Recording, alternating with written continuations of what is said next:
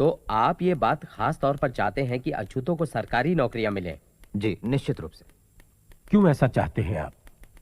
कानून के अमल के मामले में हमारा अनुभव बहुत ही बुरा है।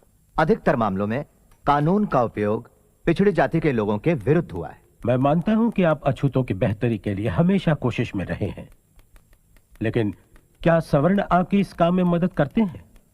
ऊंची जाति के सभी हिंदू नीची जाति के लोगों को गंदा काम करने पर मजबूर करते हैं। वो सोचते हैं कि अछूत अगर ये काम करना छोड़ देंगे तो उनका जीवन स्तर सुधरने लगेगा और वो सवर्णों की हर स्तर पर बराबरी करेंगे। हिंदुस्तान का संविधान अछूतों के साथ सही बर्ताव करे, इसके लिए आपके मुताबिक क्या सही तरीका हो सकता है? सबसे पहली बात तो मैं आपके सामने ये रखनी चाहूंगा, हमारा यह दावा है कि पिछड़ी जाति वालों को हिंदू जाति से अलग रखकर अल्पसंख्यकों की तरह बर्ताव किया जाए। दूसरी बात, पिछड़ी जाति के अल्पसंख्यकों को दूसरे किसी भी अल्पसंख्यक जाति से अधिक राजनीतिक संरक्षण की आवश्यकता है।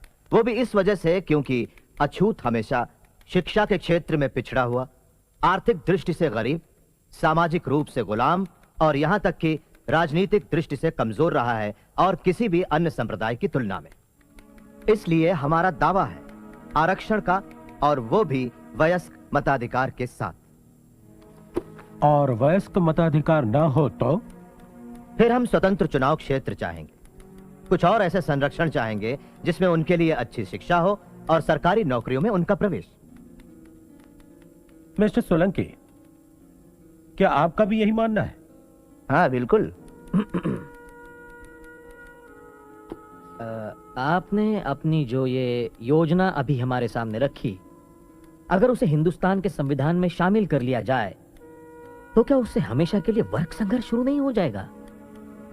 हो सकता है, लेकिन ये बहुसंख्यकों के रुख पर निर्भर करेगा सर।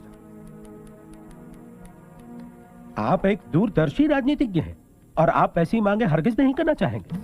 मेरा दृढ़ विश्वास है और मेरी ये इच्छा है कि कभी सारा हिंदुस्तान एक होगा, और यकीन है कि वो समय आएगा जब इन सब बातों की कोई आवश्यकता नहीं होगी। लेकिन वो निर्भर करेगा कि अल्पसंख्यकों के प्रति बहुसंख्यकों का रुख कैसा है। अछूतों के कुल कितने लोग हैं जो वकालत के पेशे में हो? मैं अकेला ही।